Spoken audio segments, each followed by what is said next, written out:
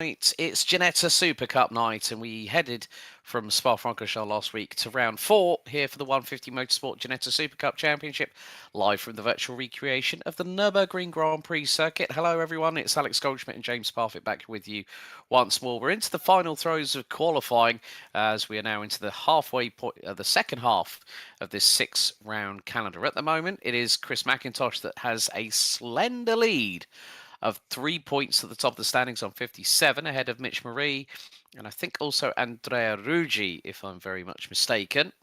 Then we've also got the man who considers himself on the Grid Finder League league IDs as Xbox Nuthead. Then we rounding out the top 4, Justin Kirk and Ryan Turner around at the top 6 in the standings, with Sam Hayes in 7th, Alexander Karavayev. But so far, JP, Jack London seems to really be hitting his stride at the moment, doesn't he? Yeah, he does really well. And every time Jack's been here, Jake Hewlett has not been here.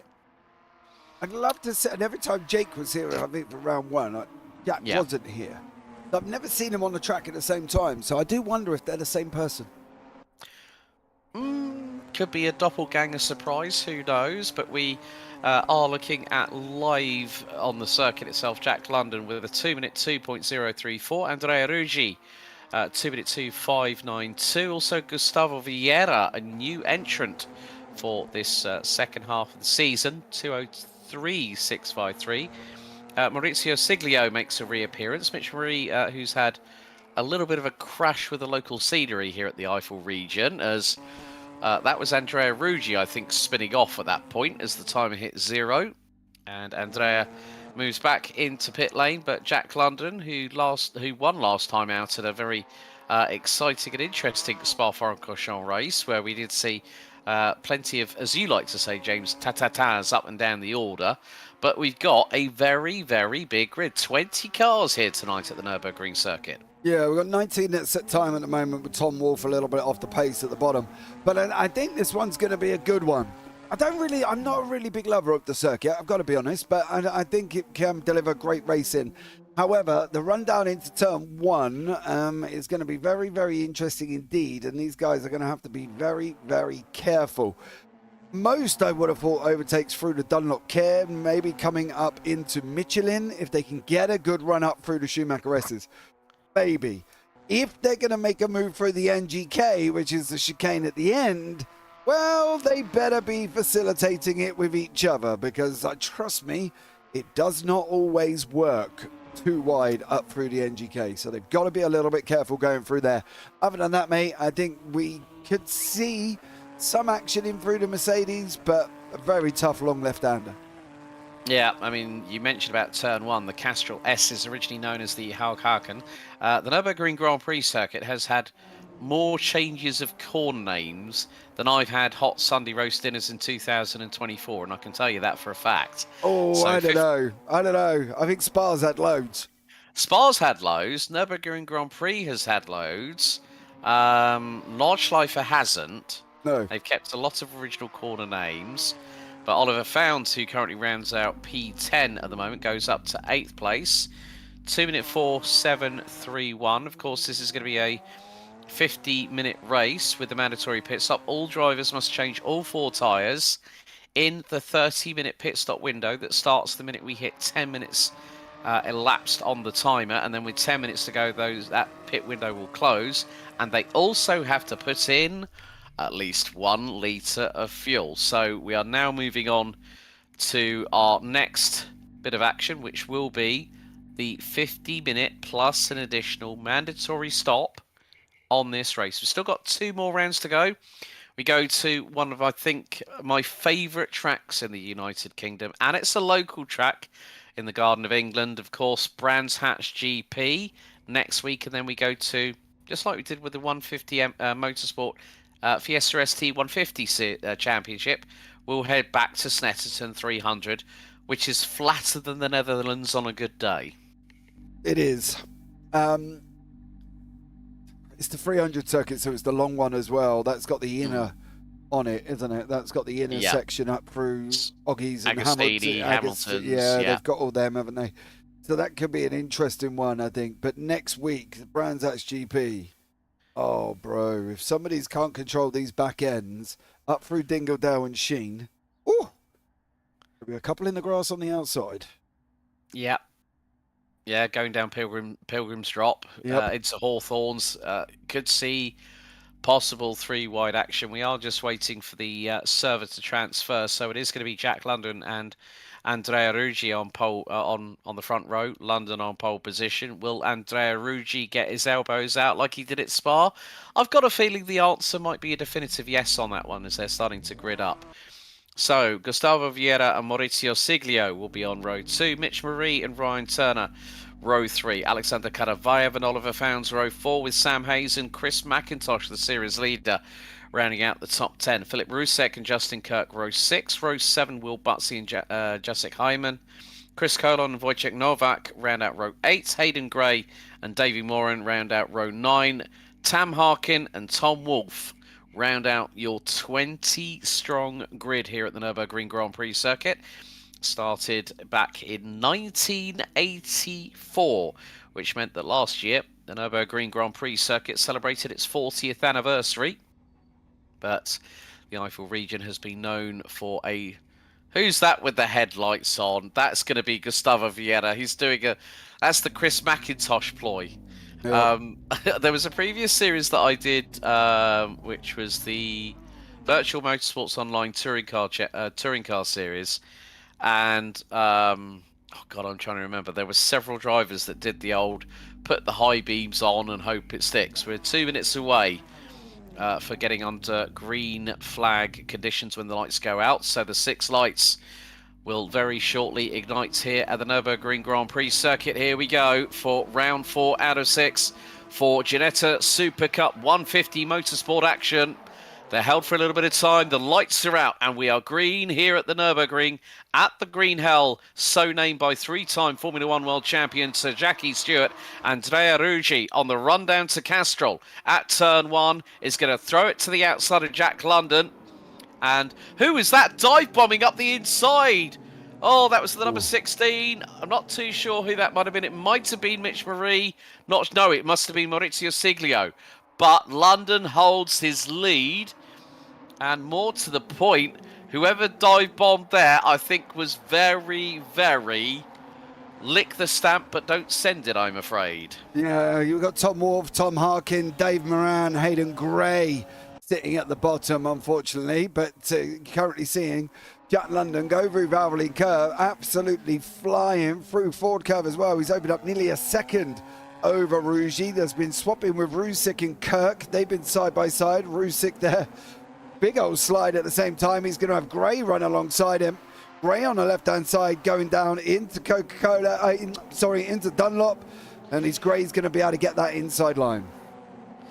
Yep, so up the hill they go through what was known as the Michael Schumacher race, is known as Shell. Oh, Philip Rusek, the Robert Kubica tribute band, gets a little bit of a hip check as we run with Justin Kirk in 8th place, head of Will Butsey. They're battling for 9th and 10th. Sam Hayes and Hayden Gray round out the top 11, with Jacek Hyman completing the 12th position, but Jack London now nearly 1.6 seconds up the road from Andrea Ruggi. Oh, and was that Hayden Gray sideways? I think it was. Yeah, it was. He's managed to survive, but boy, oh boy, was he lucky. You see, they're just starting to go 2 and 3 wide. A little bit of argy-bargy in the middle there. Unfortunately, off the side of the circuit goes Rusek.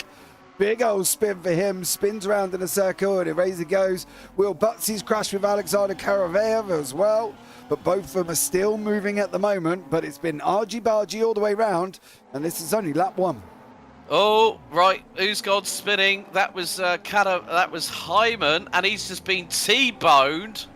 Oh my goodness, what a place at the Coca-Cola corner at turn 15. He's still stuck on the inside, as Mitch Marie and Gustavo Vieira have both got through on Andrea Ruggi. So Ruggi drops down into 4th, Vieira now up into 2nd. Marie definitely exploring the outskirts of the circuit, going through turn 3 at the Mercedes Arena, but comes through out of turn 4 as they run down towards Valvoline and Ford. Running on board with Andrea Ruggi. in 4th place, now closing up very, very quickly to the back bumper of Mitch Marie, who is second in the standings. Ruji goes up the inside of Ford. That was not going to work, and dude, mamma mia.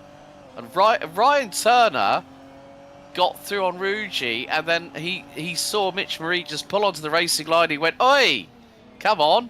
And now it's become like Wreckfest 2 all of a sudden. Forget Ginetta GT4s. It's like, how much damage can you inflict on your opponents here on Assetto Corsa? Oh, that was never going to work from Ruji. Far too far back. Far too far. Literally crazy manoeuvres on that one. But Mitch Marie has got Ryan Turner tucked in behind him at the moment, and he's going to go round the right-hander. Is he going to be able to make this work in through Vasteiner, coming up through and Van Bogan before they go into the chicane at the end? But at the moment, Turner, Marie is there. Vieira is sitting in second, but he has got nearly a 3-second gap over Mitch Marie, who has got a group of cars up to Oliver Founds and Siglio in behind him. Yeah, Siglio trying to put the frighteners on Founds and then he punts him up the back exhaust of that car. So it is a case of people are trying to gather points, but at this late point in the season, drivers, I think you need to cross the T's, dot the I's. Chris Colon has had a and he's collided with Chris McIntosh. Siglio now going towards the inside into Castrol here at turn 1. Lock up from, I think that was Turner. Siglio's got it all crossed up. Tail wagging the dog on the back end of the 47 there through into Castrol. And that allows Oliver Founds to live to fight another day. Yeah, he does at the moment, but you see with Siglio there, he was battling away with Founds. He went in deep into one. It was Siglio locked up. Big puff of smoke coming in. Almost got the car stopped and then got a little bit of a wiggle on the way out, and Founds managed to hold on to the position. Rugi's tucked up right behind Turner at this moment in time. That dive was, wow, crazy. I don't know where he expected them to go, to be honest. I think it was more than crazy. It was blooming diabolical, in my honest opinion. But he's trying to go around the outside into Dunlop, and yeah, locks up the right front once, twice, and yeah, loses all that momentum. Meantime, Siglio gets neatly through on Founds, who's got the high beams on. So change for 7th up the hill. They go through the Michael Schumacher S's, and then up the run on the run up to. Yeah, he got that completely wrong. And Founds is charging like a Brahma bull in a china shop at the minute, trying to get through on him. He's going to have the inside line into Michelin and gets through. So, I think it was a little bit of a touch there between the pair. So left front to right rear. And Valhalla Racing says in YouTube chat, welcome along. Thank you for joining us. This track needs to be used 1,000% more. Well, for close quarter racing in a single make series, I would actually agree with that sentiment. Kenton Sportac, you do NASCAR. Why are you here watching cars go around? But then again, you love Formula 1. So there we go. That's our very own Kenton Sportac. Ah, well, there we go. Change your username, Valhalla. Yeah, we've just lost somebody off the side of the circuit as well. It looked like Ryan Turner ended up on the grass on the outside line. It was him. He's just lost places. Caravea, Butsy, Kirk, Siglio, Founds. Obviously, clearly was something gone on in there. Caravea's on the outside at the moment. He's just about to make a move past Butsy, who's going to lose that position unless Butsy goes and absolutely sends it on the inside. There's Caravea. He did send it. And a big old slap, and Caravea goes round, almost pinballing. Blimey. It's like bumper cars at the fairground, isn't it, with Caravea at the moment? Like, no, I'll hit you, then I'll come back and I'll hit you as well for good measure. I'll make sure you've all got dents on your panels. Will Butsy, in the meantime, has gotten a little bit further away from... there's Ryan Turner, not too far behind him, about half a second or so, make that 7/10. But London, as we saw in the previous round, starting to scarper away into the distance. Obviously... Our good friend Jakey Boy, not here tonight. I wonder if he's getting one of those spiffing cheese and chorizo pies from his Mrs. Alicia, who hasn't yet jumped into chat, unless they're otherwise indisposed at the moment. Well, we definitely know Jake ain't going to be cooking, so it's got to come from Alicia, unless it's going to come from the local chippy. That'll be the only way you'll get a pie, I think, from that one. And they might I have mash dinner. and liquor.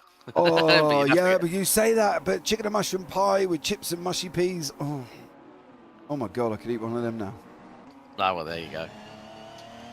But Sam Hayes rounding out the top 10. Still all 20 runners and riders continuing to circulate. But Ryan Turner, coming out of Bitcover, had a big old snap of opposite lock and sideways action. Oh. And Sam Hayes through at Advan gets through, but they do trade paint now into the NGK chicane. And it's nice and neat there from Sam Hayes. Turner using a bit more of the curbing. Karavaev's right on his 6, and he's trying to dive to the outside. Heading into Coca-Cola here at turn number 15. And Karavaev might try the over-under here. He's going to be right in the slipstream of Ryan Turner. He's right on his rear wing, pulls the right-hand side. It's 3 wide nearly going into the first corner, a little bit further up ahead. And Karavaev, what's he going to do? Is he going to launch it? No, he's not. He nearly outbraked himself there into the first corner. Yeah, found Siglio and Kirk have been swapping backwards and forwards. There goes Founds on the inside. Kirk's going to try and follow him through the right hander they go now. Kirk cannot get through. Man, those high beams are brutal. They are, dear sir. They very much are. Yeah, just ask one of our drivers post-race and they'll tell you all about it. But the biggest drama here is that the way that he's going, Jack London could be on course It's got it wrong. Yeah, that was very, very wrong there by Oliver Founds. And Justin Kirk is going to get the inside line going here into turn 7 here at Dunlop. Dives up the inside. Lock up of the right front by Founds. And Kirk is safely through for 5th place. Yeah, London's on the course of, I think, the way that, well, McIntosh is all the way down in 12th place. And that's not going to help his lead in the championship. He's going to lose it after this round if Jack London takes another win. And now there's Founds on the flashers. And as if to say to Kirk, right, I wasn't quite happy what you just did to me. As the pit window is officially open as of 10 seconds ago. They should just make the front lights a sticker like the NASCARs, says Kenton. I agree. Be a bit hard in dark racing now, I've got to be honest, Alex. Mm-hmm. Yeah, then all your visual markers will go out the window and be straight down the pan, so to speak.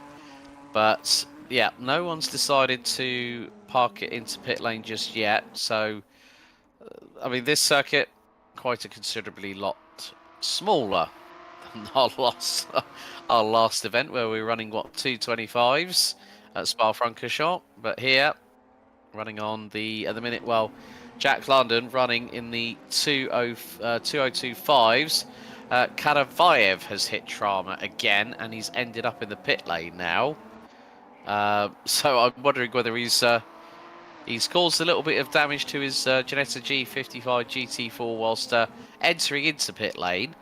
And plus, also, one of the things I do like about this circuit, JP, is that it is very old school and it works around the local topography. So, you know, if you go off, there's hardly any kitty litter, and if you do go off and it's grass, you are going to be a passenger on that roller coaster ride, and before you know it, you might find yourself in the barriers. Yeah, like Siglio just did. Unfortunately, dropped all the way down the order into 11th at the moment.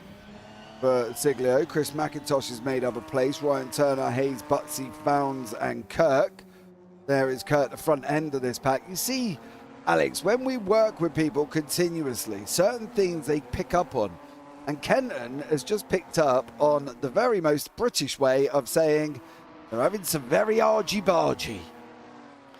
Yeah, there's been more than argy-bargy. It's been like handbags at dawn argy-bargy, to be completely honest with you, as Sam Hayes has got the high beams on. So has Ryan Turner, I believe. So a lot of them are using this tactic to try and just Blind the people? Blind the people. Yeah, it's like, oh, my 2020 vision's gone. My headlight tactic worked. Sam Hayes! Sam. I'm sorry, Sam. That was completely a big old faux pas. He goes slamming, like he glances into the left rear.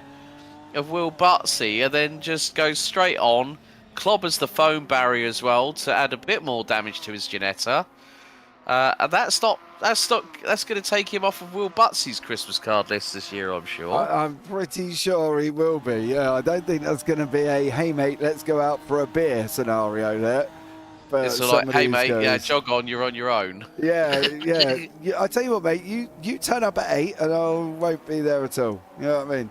Mitch Marie and Vieira look like they've had some form of contact with each other, because that has allowed Ruggi to go into second place. Not too sure what they did, but whatever it did, they have done it together. So Mitch Marie and Gustavo Vieira have had some form of contact, because Ruggi's now got through into second place.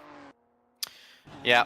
Well, the funny thing is that last time out, what we did see was that a certain individual by the name of Jake Hewlett was the one to pick up the most damage I think we've seen all season long last time out at Spa, where his left rear had completely collapsed. So we didn't know if it was a puncture or it looked more like it was the upright, as we've got the behind car view of Justin Kirk in 5th place. He's about 1.1 seconds ahead of Oliver Fount, who continues to run in 6th. But meantime, as we are about 10 minutes plus change before we hit half time, little bit of a wobble there. That was for Ryan Turner going through into Michelin and into Bidcover before they head down into Hudson-Bachwagen, or Advanbogen as it was formerly called.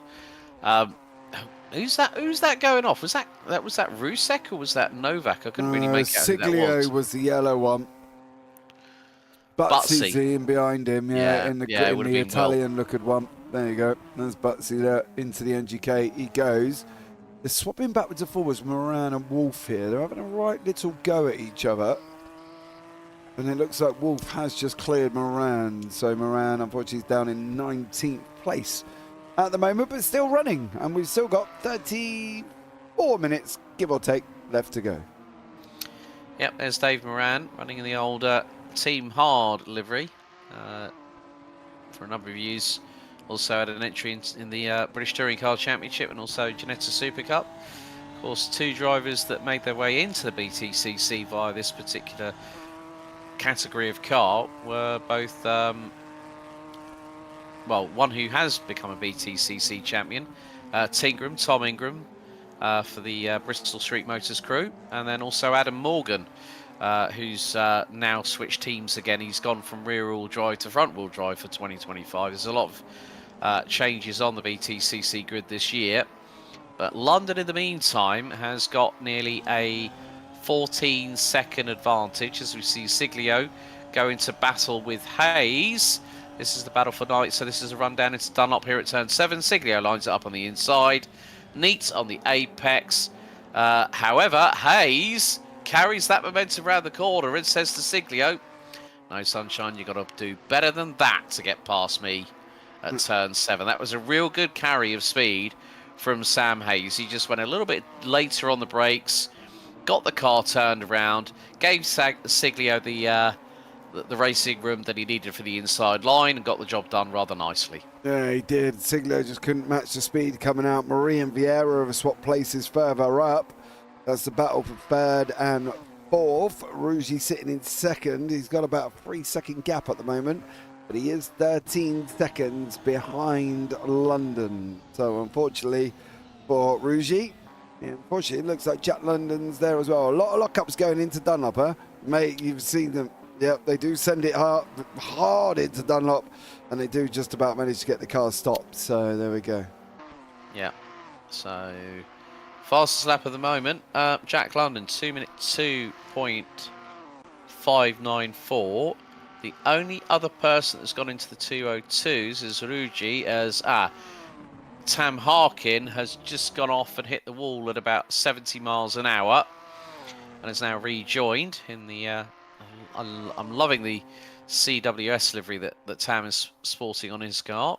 Still currently running in 16th, about 7 seconds ahead of Hayden Gray, with Tom Wolfe, Davey Moran, and Jessica Hyman, the man who says "see you later" on the back lower well, you've got that sort of like little add-on wing at the bottom, haven't you, underneath the main wing of the car, where you've got the opportunity to put some choice words on there, and he went, "See you later." Well, everyone's going to probably have to do that on the back of their cars, ready for next week's round of Brands Hatch, because everyone is saying to him, Jacek, see you later, considering the fact he got turned around at the final corner, then got T-boned, then got punted again in rapid succession. So for Hyman, it's not been his night. No, it definitely hasn't, and he's just made a move past Harkin. Harkin's in pit lane, so that'd be why that move got done. Hyman again locking up, coming into turn number 1. And he's obviously got a long way to go to try and catch up with anybody in front of him. We've got pit stops, I would have thought, coming up in a little while. We've got McIntosh chasing down on Turner. Currently, this is a battle for 7th and 8th. So McIntosh has got to try and pull a few tricks out of his out of the playbook, as he's going to go to the outside into the NGK chicane. Nearly ends up rear-ending Ryan Turner going through the second half of it, and decides to carry the speed wider to the outside to try and tighten in the apex. You can just see that the difference of approach referenced that 15th and final corner, that McIntosh swings it wide, then swings it into the corner to catch the apex, whereas Turner's a little bit more compact on his driving style. Yeah, Turner kind of keeps it on the inside line and hugs the inside. You saw McIntosh take it nice and wide and swing it out. Kind of can see he's taking a little bit to late middle apexes every single time. Round he goes again. You see Turner's already in there. McIntosh again, late apex. Same here. Round he goes, late apex again. And now he's going to be on his bike on that run down into the left-hander of Valvoline. But at the moment, McIntosh looking quite quick. Yeah, he does need to gain a few more places to try and exercise a little bit of damage limitation here, because he came into this round of the championship with a 3-point lead after halfway of the season. So after 3 rounds, Chris now knows that he's got to do as much as he can. Davey Warren's just had an incident in his own rights. He's currently running 17th at the moment. Hyman puts in his personal best lap of the race, a 2 minute 5.256, as McIntosh and Turner make their way through the Schumacher S's up the run towards Michelin. And they've got Foles, Founds and Kirk up ahead, not too far up ahead, I might add, as Chris McIntosh with a good turn of speed coming out of Michelin, then into Bitcover.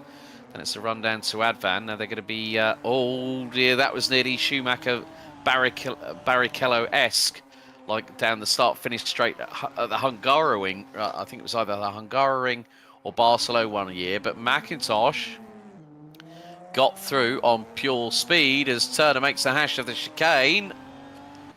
So Ryan Turner drops the ball. That's McIntosh up to P7. Yeah, he did get through. Turner missed it at the chicane. He ended up going through on NGK.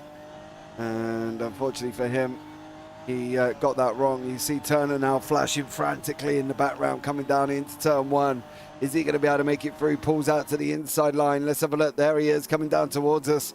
He's going to have that inside, I think. Did he manage to hold on to it? It looks like he did. Turner managed to go through on McIntosh, coming into the left-hander now through the arena.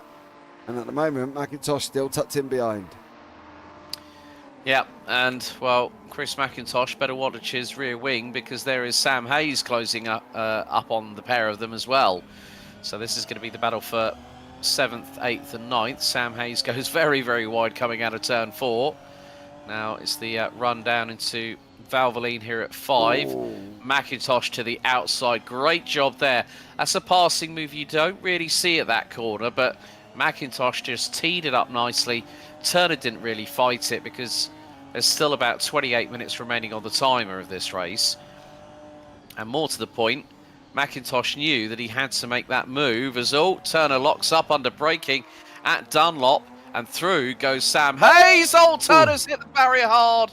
Too happy on the loud pedal, and it puts the car into the right-hand side barrier. And, well, Turner's run at that point has been severely compromised with more damage to his Ginetta. Yeah, unfortunately, the problem was he started for Turner coming through the Mercedes arena, where he got it all a little bit wrong, ran wide, I should say, and then unfortunately lost that position. He then tried to combat that and come back at him and get the position back, which he'd managed down into turn one. The problem after that, well, we've seen how it turned out.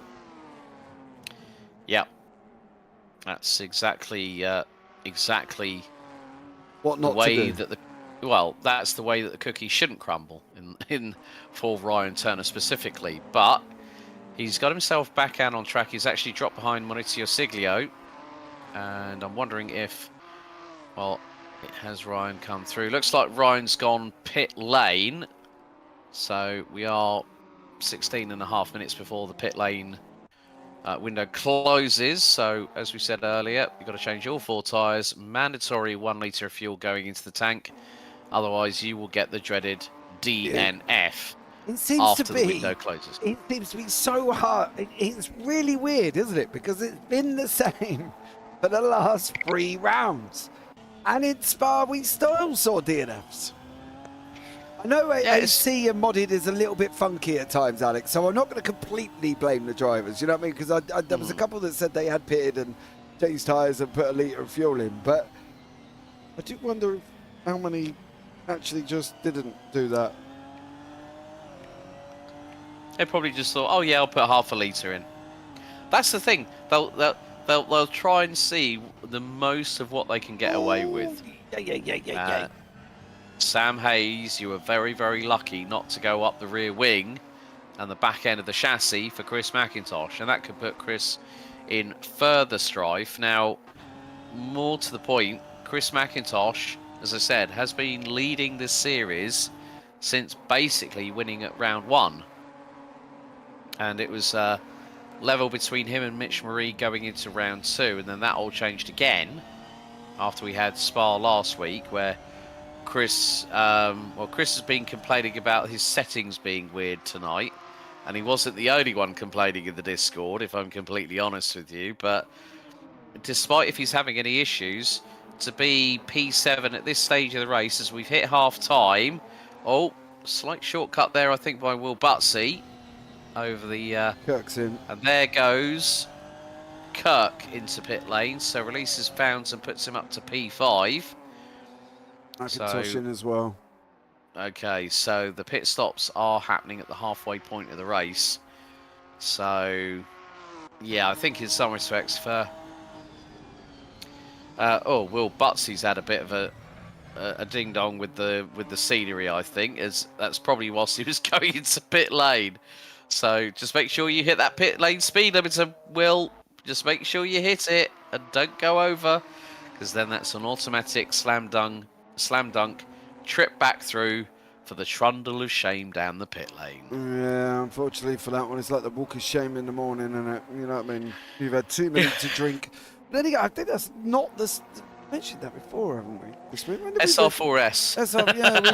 Yeah, so like, the walk of shame back to your house after a really, really good night out, and you've ended up at somebody else's. Yes. Get home safe, kids. Yep. Yep. I ditto on that one. Yeah, get home safe. Don't worry about it, and make sure you end up in your own bed. Right. For this situation, though, now the pit lane cycles has happened. The 2 people that went into the pits, Kirk, McIntosh, Turner, there you go, London's in as well. They were in the middle of the gaps that we've got on a screen. So it went Bounds, Kirk, McIntosh, Hayes, Caravaya, Siglio. They've all dived in. So we've got to wait for the people in front to have their pit stops, Alex, to hopefully get these packed back together again. Yeah. And now Andrea Ruggi has decided to pit, so the leaders seem to facilitate that now. I would imagine that maybe Gustavo Vieira and Mitch Marie, if they decide to go in now, not a bad call. Or if they, Vieira's gone on for another lap. So, no, they're in. And he's sorry, Vieira has gone through. Sorry, my mistake. Yeah, so Vieira's now moved up to second and is only 4 seconds behind Jack London. So Vieira, as far as we're aware, in the number 52, has yet to pit. Now, Vieira could pass London out on track, but then if he gets into the pit lane, then that's going to drop him down a couple of places. Between Vieira and Mitch Marie, it's about 28.5 seconds between the pair in terms of distance out on in terms of the interval between the pair of them. But if Vieira gets his skates on a little bit and starts pushing, then might be able to expand that to maybe 30 seconds to have a possible opportunity, depending on obviously how long it takes to fit the tyres, how long is the run to his pit box at the garage, and then the slow trundle out to the pit lane once you put in that litre of fuel, once you put on those 4 tyres and complete your mandatory stop. When you say it like that, it shouldn't really sound like, it shouldn't really be a hard process. No. But it is, and we have seen it is, considering the fact that every single round, the evening of, everyone is reminded of what the pit stop rule is. And every single round, the evening of the race, there's always been a DNF. There's always one. There's always one, mate. Always one. It's generally the new people. So I'm a little bit worried for Vieira. Whether or not he's aware he's got to go in. There is a car in the middle of the circuit at the moment. That is Tom Wolfe, I believe, who is stuck there. Where are you going? Yeah, it's Tom. He's trying to get the car back. Yeah, crash with Mr. Harkin. Oi! So him and Harkin come together for Tam, and these guys were obviously hit button. Butsy's DNF'd. I do wonder if that's due to his own decision. Or whether because he had a problem last week as well, if I remember correctly. Yeah, let me go hunting. I will deliver news when I have some. Yeah. So Justin Kirk of the Discord said maybe I should have perhaps not used quali as a practice session. Well, Justin, don't count yourself out too badly tonight because you're running P5 at the moment. So 20 minutes to go of the race, just 10 minutes to go on the pit stop window, and well, it is going to be a case of the more DNFs we see, the more we know of the people that have been here who've been here around the block long enough in this championship to know the pit stop rule, which is 4 tyres plus a litre of fuel at your mandatory stop for all competitors. Otherwise, computer says no. Just making sure we're aware of what it is between us. I'm pretty sure it's been the same since the beginning of the season. Well, we knew about that from round 2. We knew that they had to make a mandatory pit stop, but it was only when we found out, if I remember correctly, after round 1. No, everybody found out, didn't they? Because we went into 1 and there was about 6 people got DNF'd, and everybody said, well, I went in and pitted. And it was only when I think it was Mr. Hayes come out and said, well, did you put tyres on and a litre of fuel? They were all like, no. No. And they went, well, there you go. There's your problem. It didn't register that you pitted because you didn't do anything. And then it became mandatory for tyres and a litre of fuel, which is when we got the idea, said to us to say, look, guys, this is what's going on. We've now made it where they've got a mandatory 4 tyres and a litre of fuel to register for the pit stop. So that's how it all kind of interpreted into what we've got today. That's why we know, and the drivers theoretically should know, but I can guarantee in 8 minutes' time, you're going to find out the drivers that didn't know, because there'll be more DNFs than Will Butsy. I'm going to make a really funny real-life racing story. Briefly, it's like when drivers are told to go to drivers briefing, there's always that odd 1 or 2 that don't make it. They go, well, I've done it before. No, it's mandatory for every event. Yeah, every track's different. Every track is different, and there's a different set of circumstances that the race director will tell you about. And also the good thing is that karting now in one of the championships that I'm commentating on this year, guess what we're using as a general communications network for the drivers and the teams? Discord. Oh, well, there you go. Bargain. Well, the World Endurance Championship do it. A lot of other championships now are starting to use Discord, which I think is a good idea. But then then you get the parents that go, I don't know what all this Discord business is. You know, why don't you put it in the WhatsApp group? It's like, ask the 11-year-old, he'll tell you. yeah, get little Johnny to tell you all about it. Yeah. You know, Johnny will let you know what's going on here currently with Discord. yeah. So 17 minutes to go, and London's back now, leading by nearly 14 seconds from Ruji Vieira, third. Mitch Marie, fourth. Ooh. Chris McIntosh. Oh, that was a bit of a lock-up and a code brown there for the current points leader at the moment. He's trying to chase down Oliver Founds for 6th place. Now, there is an opportunity, I think, here, James, that if Chris just crosses the T's, dots the I's, doesn't make any undue errors, then he... Ooh, there you go, Alex. Alex Goldschmidt. Commentator curse right there. I don't believe... No. Commentator's curse, I don't believe in it. I was just talking about it and something happened. Commentator's coincidence. Of course. Ah, there we go. There we go. That's the new terminology. Commentator's coincidence. Yeah, it originates from our very own Mr. Zach Sweeney. Off the track there, mate. Can't do that. That was one thing Zach used to say quite often, was a commentator's coincidence. Doesn't believe in commentator's cursings, apparently. So now that we've got through that little play on words there, I think that if Chris can close up and pass Justin Kirk, then he's going to save his bacon a little bit more than he might have anticipated, because he was, 1.13th on the grid? As Sam Hayes locked up going into Castrol and nearly hit the side of Alexander Kanavayev right in front of him. These two are battling for 8th place as Sam gets having to deal with a little bit of Oppo lock going through turn 2 at the Mercedes Arena. Yeah, I mean, if Chris can gather himself back up again, we're now on, what is it? We're on lap 17 of this race. So Chris has got an opportunity. I mean, give or take, that's probably going to be 8 to 9 laps, so we could be at 25 laps come the checkered. Chris has just got to start just putting in the wheel time and not locking up into here at turn 7. He's done it again. The right front has locked up, but it's been a sticky point for all the drivers here tonight, pretty much, that a lot of them have found it difficult to know when to apply the brakes at the right time, going through into Castrol at turn 1 and then into Dunlop at turn 7. So that's where you scrub off not just the speed but also the momentum that you're carrying through the corner. So it's a case of Chris has just got to stop having any issues or stop having any moments on track to give him the best opportunity possible to try and close in on Messrs Kirk and Founds and try and go for that P5 finish. Too far back.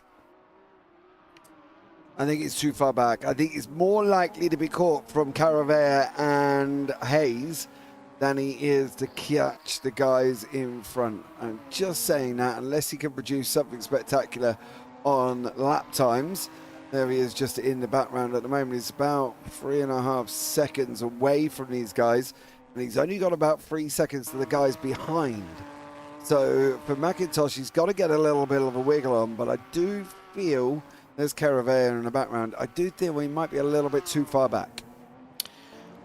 The only thing that I'm going to add to that is that when Founds and Kirk are literally nose to tail, and that could happen in the next couple of laps or so, that could give Chris the opportunity to close that gap up, because we all know that as soon as a couple of drivers, Chris, stop drifting it. That's not the fastest way to go around the circuit, mate. Yeah, and he's just lost more time now. Yeah. That's 3.3 seconds. He's behind Oliver. So, but Oliver Founds is about 1.3 seconds behind Justin Kirk, who's running P5 at the moment. But Jack London continues with just over 2 minutes and 45 to go until the pit stop window closes, and then we find out how many people have gone, had the family fortunes buzzer thrown their way. Reference pit stops.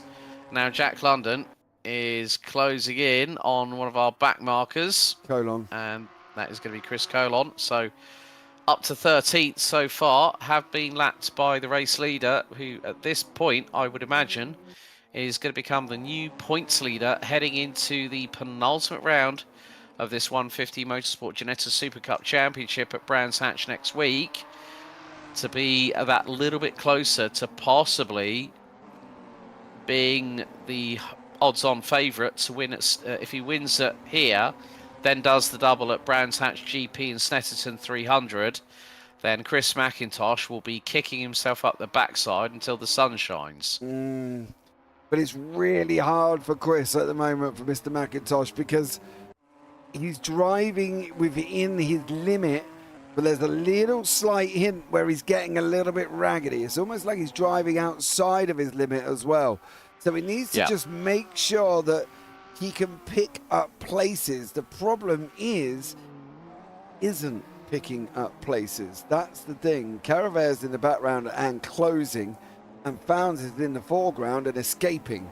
So at the moment, McIntosh, with literally 11 minutes on the clock, finds himself in a very weird no man's land scenario where he's just got to get his head down, Alex, and try and make his way forward. As we've said, the problem is I just don't think he's got the pace, and maybe, just maybe, you might be seeing a little bit of a red mist having formed after making a few mistakes, and that's not really going to be good for him.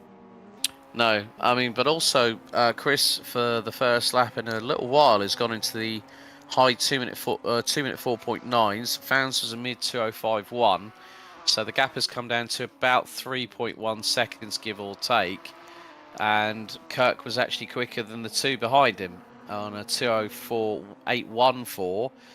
Mitch Marie's last lap, 2:04.070. So Gustavo Vieira might find that if he keeps on doing 2:04.4s, then Mitch Marie, if he gets a little bit closer in the next 2 to 3 laps, and that gap is halved, then I would say there's a possible opportunity.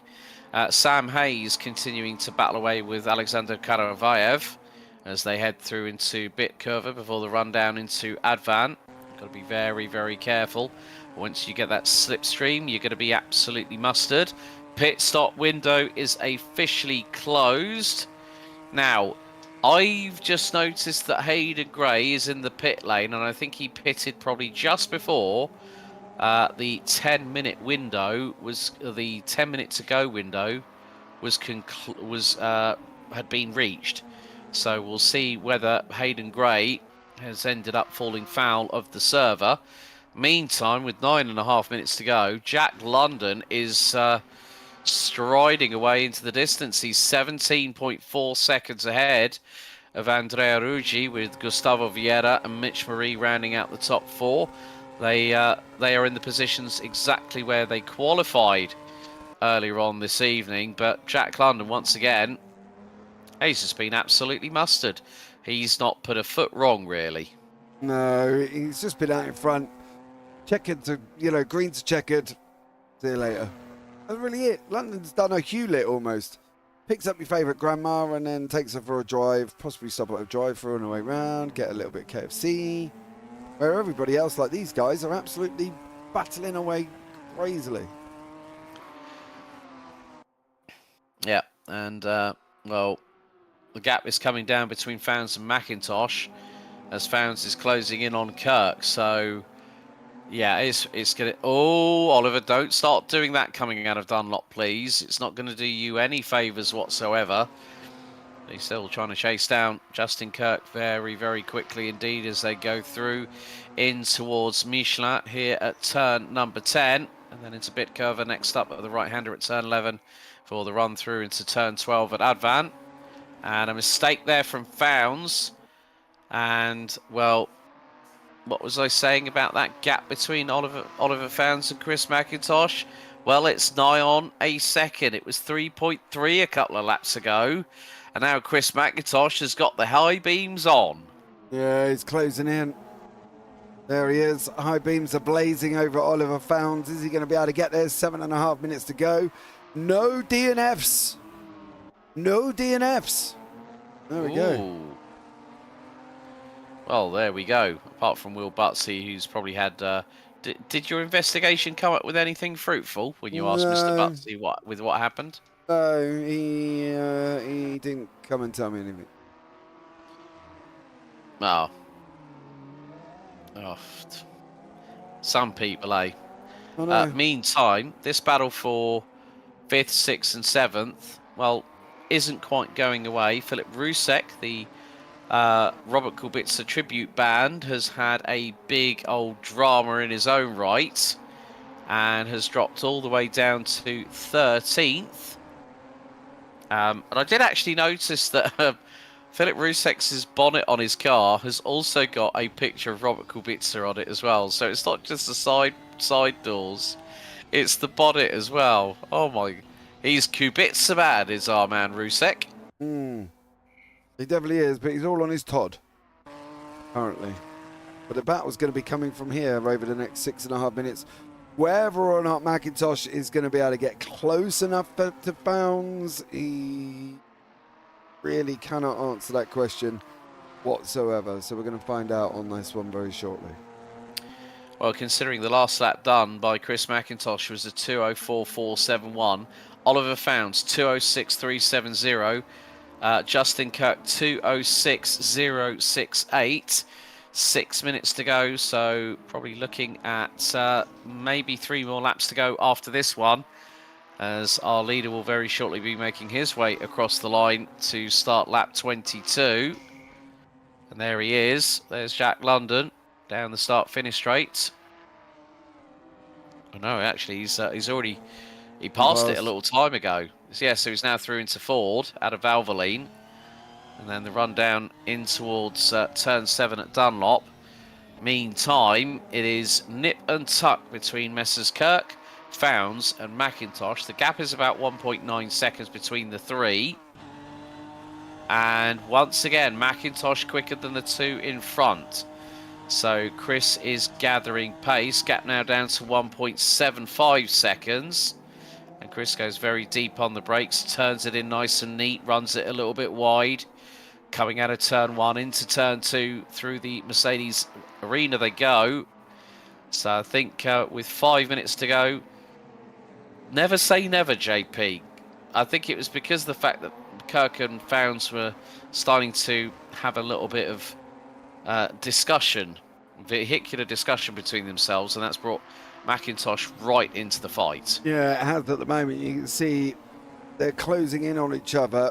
They've got 4.5 minutes to go. Leader's on his way round the final corner. 2-minute lap times 2:02. So there's going to be 3 more laps if he gets over the line very, very shortly. But you can see now McIntosh is closed right in. Now, I didn't think he would get there, but it seems like Founds and Kirk have had their own little ding-dong going on and brought McIntosh into it. So it'll be very interesting how McIntosh handles the next 4 minutes now, whether or not he's going to be going hell to leather or play it smartly. I think, Alex, I don't think he needs to rush this. He hasn't rushed the whole race, so why start now? No, see if you can put the pressure on the two in front and see whether either of them or both of them make an unforced error. Jack London's last lap, get this, 16 thousandths slower than his fastest lap of the race. His best lap early doors was a 2:02.471. He's just put in a 2:02.487. Gap now between him and Andrea Ruggi stretches to 20.8. As there's that was Harkin in front. They all managed to get through, and Harkin still has the high beams on, so everyone's getting blinded from behind. Founds now looking for an opportunity to get the slipstream on Kirk, but keep your eyes focused on this man here, Chris McIntosh. All three of them go to the right-hand side of the start-finish straights alongside the pit wall. And, well, Kirk moved once, then he moved again. Now there's a lock-up. Oh, no! And McIntosh into the back of Founds. He did not need that to happen. Yeah, Founds is on. He's gone through. He's lost a place to Caravea and Hayes. Unfortunately for Founds, but McIntosh now up behind Kirk. That's a back marker in behind these two, so that's not actually for position. But unfortunately for Oliver Founds, he's all the way down into 9th. Yeah, drama there for the for Oliver Founds. That's a real shame for him. He's going to be absolutely seething right now. We ride on board with him behind Alexander Kadavayev and Sam Hayes, who ran out 7th and 8th respectively.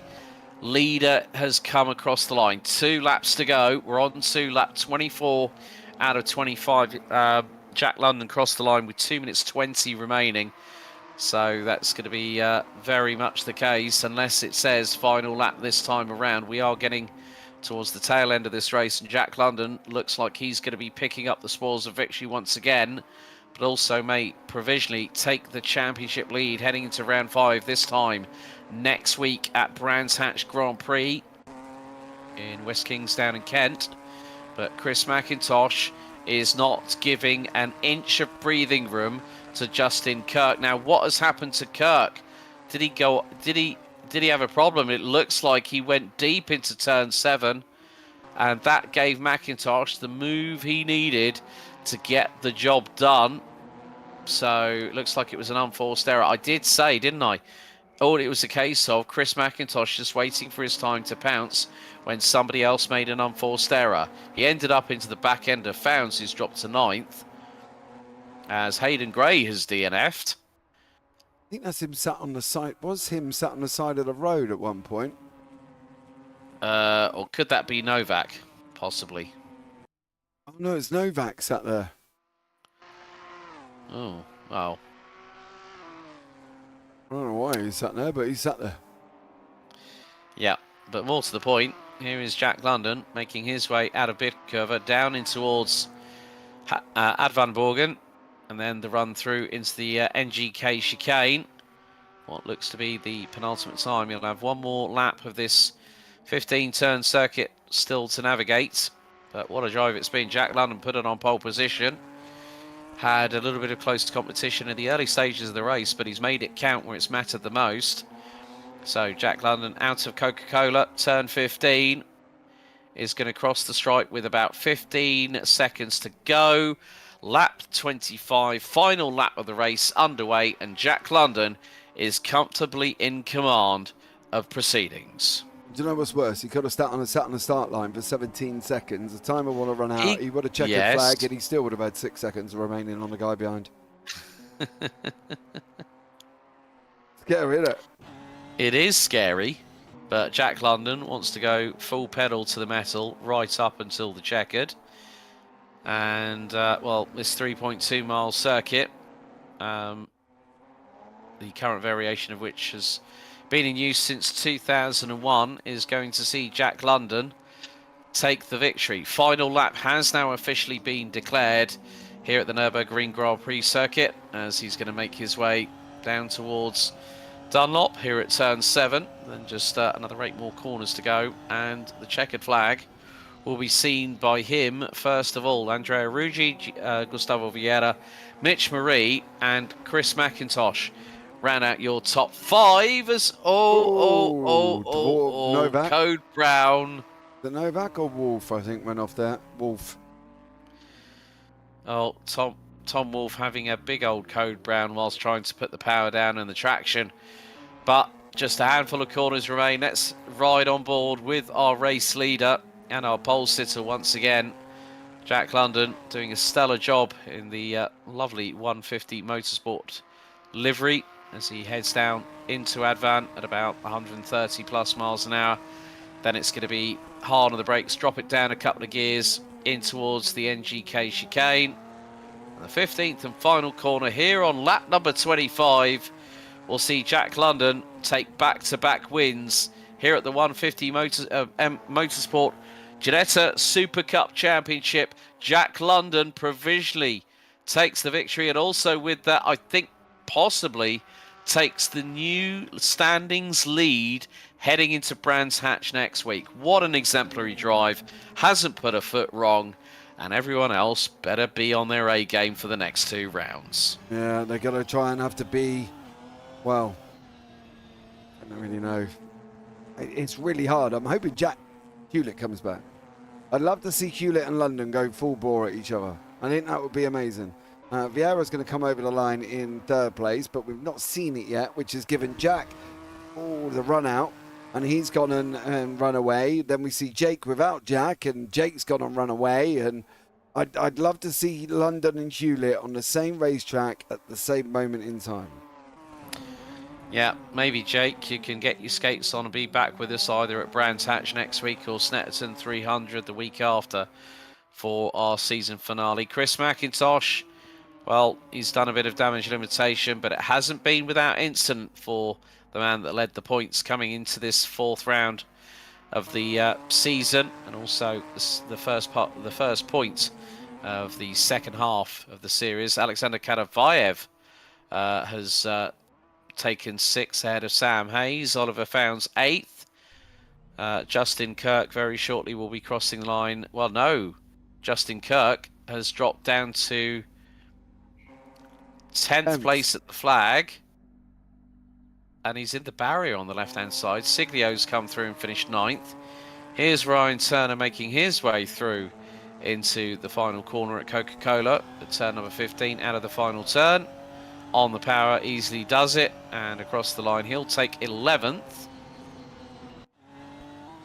And then Jacek Hyman is going to be the last driver. Kurt ran out of fuel. Sorry. Oh, so ran out of fuel. Final lap. So minimal at best. And Jacek Hyman takes 12th. 13th, Rusek. 14th, Colon. Harkin, Wolf, and Moran round out the 17 finishers. We had DNFs from Novak, Gray, and Butsy, but a lot of argy-bargy in that one in the early doors, isn't it, JP? Yeah, there was. These series are really great because we get the argy-bargy at the beginning, then the pit stops start happening, and then they all kind of separate for a little bit, and then they all come back together, and then we get the mad ending like we just had. You know what I mean? Which sounds very much like a Formula One race at this moment in time, to be honest. But what I'm saying is it kind of has that ebb and flow. You're never quite sure, but there's always two people together, which is always good. Well, folks, that wraps up our coverage here of the 150 Motorsport Ginetta Supercup Championship Round 4 here at the Nurburgring. Join us next week at the penultimate round. Brands Hatch Grand Prix will host round 5 out of 6. This has been a JP Broadcasting production. Thank you so much for tuning in. Race hard, race fair. And if in doubt, well, you better go flat out. We'll see you next time. Good night. Thanks for watching.